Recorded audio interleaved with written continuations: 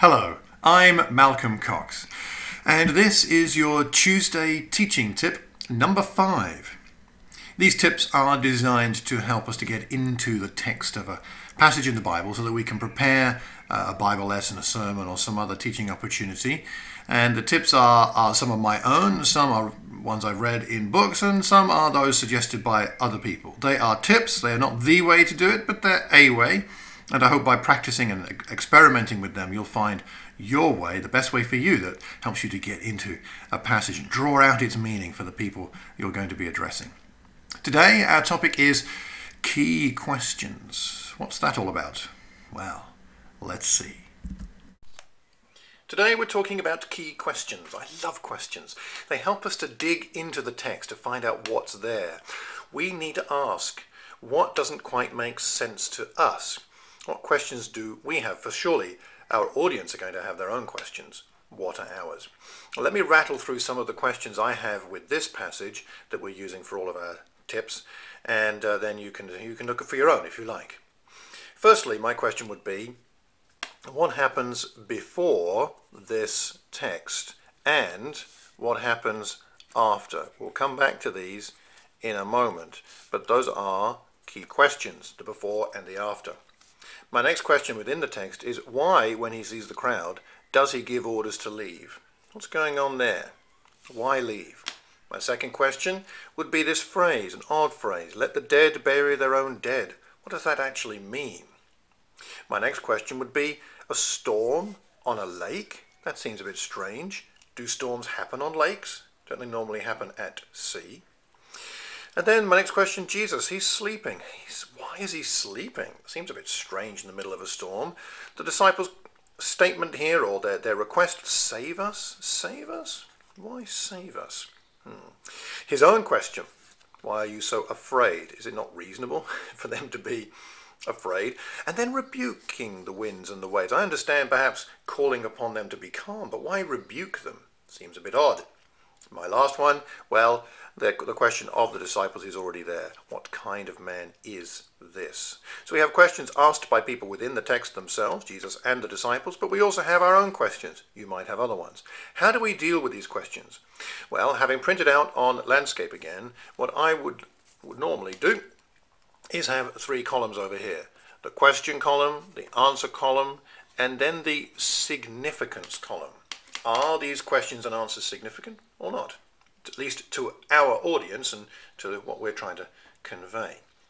The first question, what happens before? Well, if you go back to your Bible, which I have to my right here, we will see lots of healings. So before, the question is what's happening before? Well, the answer is we've had the Sermon on the Mount earlier on. We've had lots of healings going on earlier in chapter 8. And many comes up a lot, many people, many healings. Is that significant? We'll come to that later. What about this next question?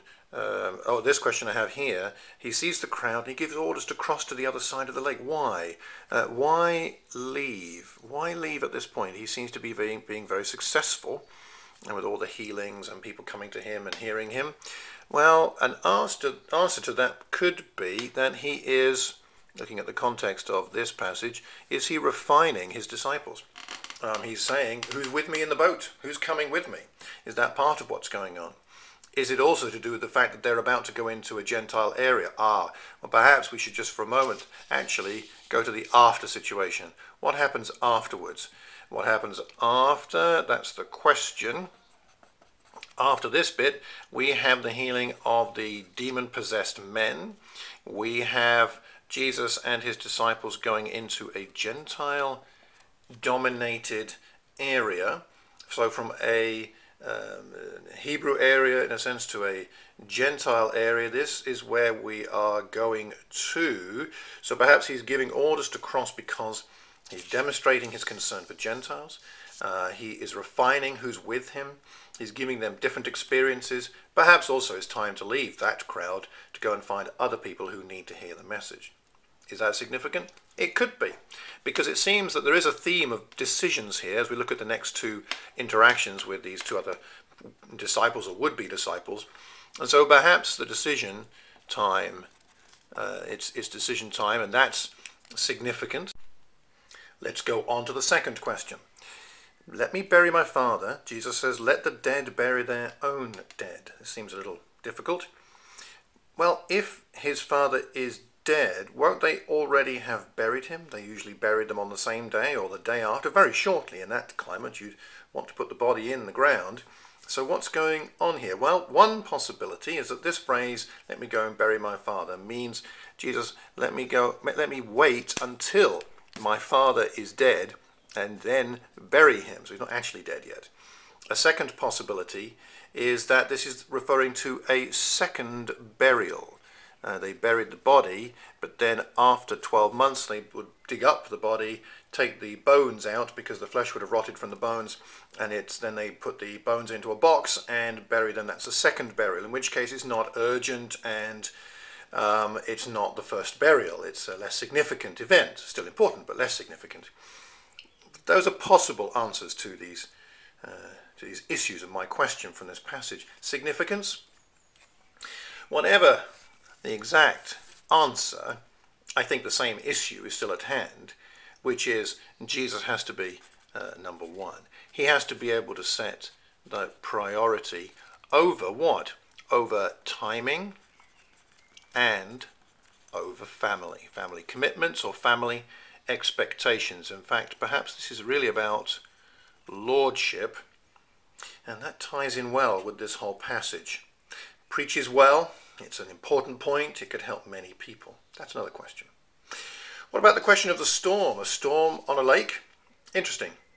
The word here is seismos, which is an interesting word for storm. It means more earthquake, really. So the question is, a storm on a lake? But they did happen. And when you look it up and you look up the situation in Galilee, you find out there were lots of storms, and they were furious, and they did come up very suddenly, and they were particularly bad. But we'll talk more about this word in a moment. And the significance, well, we'll come back to that. He was sleeping. Why is he sleeping here? Perhaps it's exhaustion. He's been working very hard. Perhaps he has a deeper peace than the other disciples. Perhaps there is significance there. What tires us? What do we get tired out from? And doing the work of the Lord and working for the kingdom? Or perhaps another question might be, what keeps us awake? It's interesting, the disciples are awake and he's asleep. Should they be asleep? What keeps us awake? Good things? Bad things? They say, Lord, save us. What's going on there? We're going to drown. Why are they panicking? I mean, they seem to be. It's perhaps reasonable, perhaps not. But part of the answer is that, as I read in one commentary, Hebrews were landlubbers. They weren't used to the sea. They didn't like the sea. They saw it as a place of danger and chaos. It's interesting that in Revelation chapter 21 verse 1 it says, I saw a new heaven and a new earth, for the first heaven and the first earth had passed away, and there was no longer any sea. The new heaven and the new earth, there's no sea. A Hebrew would have been very excited about that. No more chaos. But what's the point here? I think it's something to do with being beyond our capacity, outside of our comfort zone. What happens to our faith in Jesus when we get beyond what we're capable of? So that's a possibility there. Why are you so afraid? He questions them. We'll come back to that perhaps. And he rebukes the wind and the waves. Why? Why rebuking them?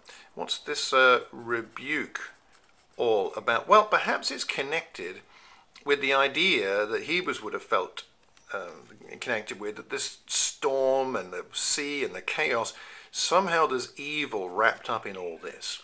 We're going to see Jesus not only rebuke wind and waves, we're going to see him rebuke evil demons and all the things that cause sickness and decay in this world. And so perhaps there's something connected with his control over evil, his control over forces that are beyond us. In other words, the things that we're afraid of. And so the significance of this could be the question, and we may want to ask ourselves, but also our audience, what are we afraid of at the moment in our lives? There's surely some significance there. The last question is the disciples. What kind of man is this? What a great question. Who is this? What kind of man? The answer could be in passages like Psalm 107, where it says, let's see, reading from verse 28, they cried out to the Lord in their trouble. He brought them out of their distress. He stilled the storm to a whisper. The waves of the sea were hushed. They were glad when it grew calm, and he guided them to their desired haven. Who is that passage talking about? Who is the he? It is God. It is God Almighty. Jesus is being demonstrated here as being God in flesh. Who is this? It's God. A triangle is a common symbol used for God. This is what's going on. The significance for us, how are we reacting? How are we reacting to the storms that God causes or God allows in our lives? What is our reaction? Are we asking the question, what kind of man is this? And are we coming up with the right answer? I wonder if you have different questions. I have many about passages, and as we dig into them, we not only ask the question, we come up with some answers, and then we can evaluate the significance of the questions and the answers for this passage, but also for the people that God has called us to speak to.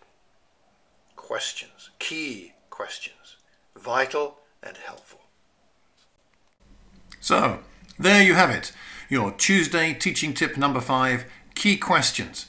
Was that helpful? Let me know. Come back next Tuesday when we'll have another tip, and in the meantime, if you have any questions, any comments, or if you have some of your own ideas you'd like me to share with the wider world, then contact me on malcolm.cox@iccmissions.org. Look forward to hearing from you. Until the next time, I hope you have a tremendous Tuesday and a wonderful week. God bless.